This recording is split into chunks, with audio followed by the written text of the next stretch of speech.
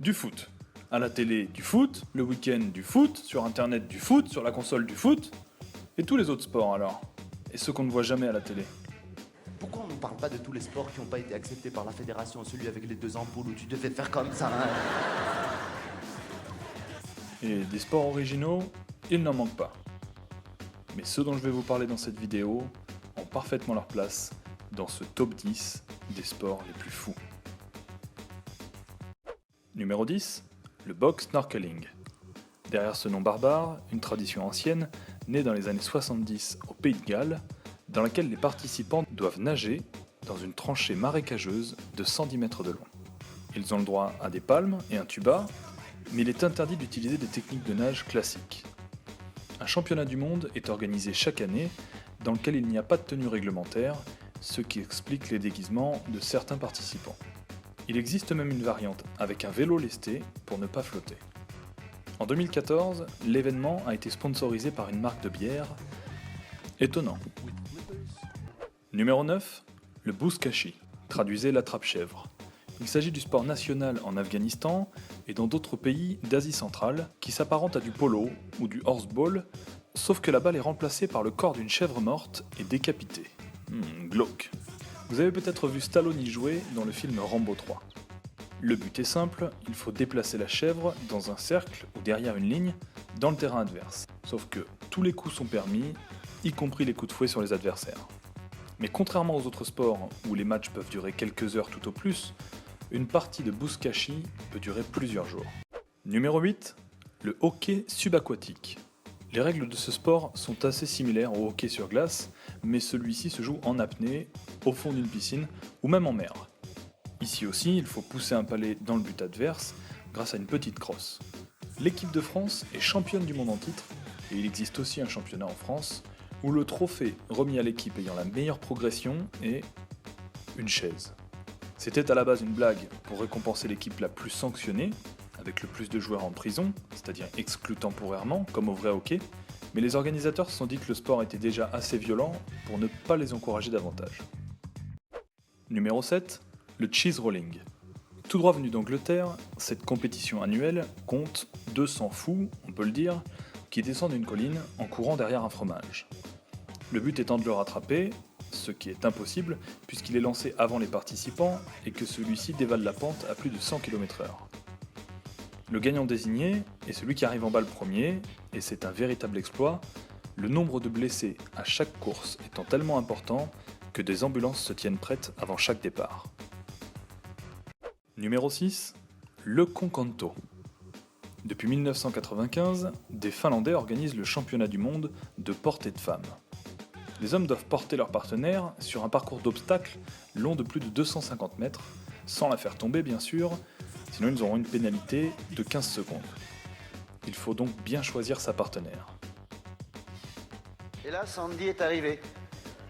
Tu es Sandy. Sandy comme... comme 110 kilos, bah, je plaisante. Le record du monde a été établi en 2000 par un couple estonien qui a fait le parcours en 55 secondes avec 7 techniques que reprennent depuis tous les participants. Le vainqueur repart avec l'équivalent en bière du poids de sa partenaire. Numéro 5, le Wall Game.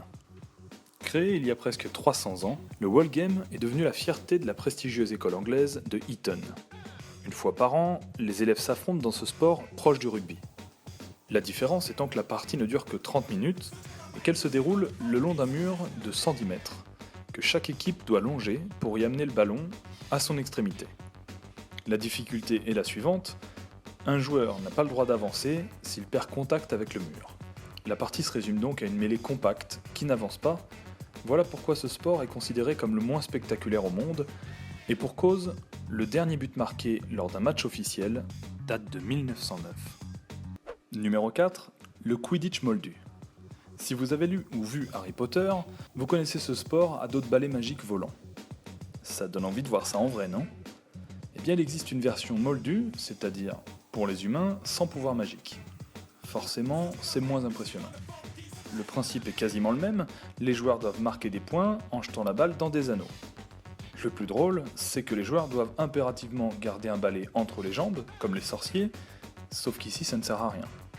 Si vous connaissez Harry Potter, vous devez savoir que le match s'arrête lorsqu'un joueur attrape le vif d'or, une petite balle ultra rapide. Et bien ici, elle existe également, elle pend simplement dans le dos d'un joueur. C'est ridicule, mais ça a l'air amusant. Numéro 3, le chessboxing. Il s'agit d'une combinaison subtile entre un match de boxe et une partie d'échecs. Ça ressemble à une blague, mais c'est très sérieux. Il existe même un championnat du monde et une World Chess Boxing Organization. Le match se déroule en 11 rounds, les rounds pairs sur le ring, les impairs sur l'échiquier, mais sans les gants bien sûr. La partie s'arrête lorsqu'un des deux participants est KO ou échec et mat.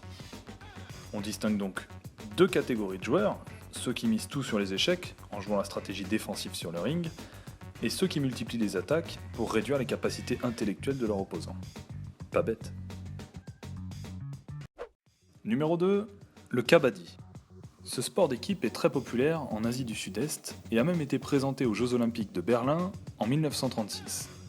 Ne cherchez pas la balle sur ces images, il n'y en a pas, le kabaddi est considéré comme un sport de combat. À tour de rôle, chaque participant est envoyé face à toute l'équipe adverse, le but étant pour lui de les séparer et de revenir dans son camp sans se faire plaquer au sol. Le plus fou dans ce sport est que l'attaquant n'a pas le droit de respirer. Et pour prouver qu'il ne triche pas, il ne doit pas s'arrêter de crier « Kabaddi ». Et numéro 1, l'Ultimate Tetherball. Vous trouviez les sports de ce classement fou ? Ce n'est rien à côté de celui-ci. Ça ressemble à du football, sauf que le ballon est énorme, qu'il se tient avec les mains, et à ce détail près que chaque joueur dispose d'un taser, un pistolet électrique de défense. Bon, ok, ça ne ressemble pas du tout à du football. À part qu'il faut mettre la balle dans le but adverse, mais ici tous les coups sont permis, ou presque, y compris de se servir du ballon comme d'une arme. Il faut juste retenir qu'on ne peut taser que le porteur du ballon, et uniquement lorsqu'il est dans la shock zone, c'est-à-dire proche du but.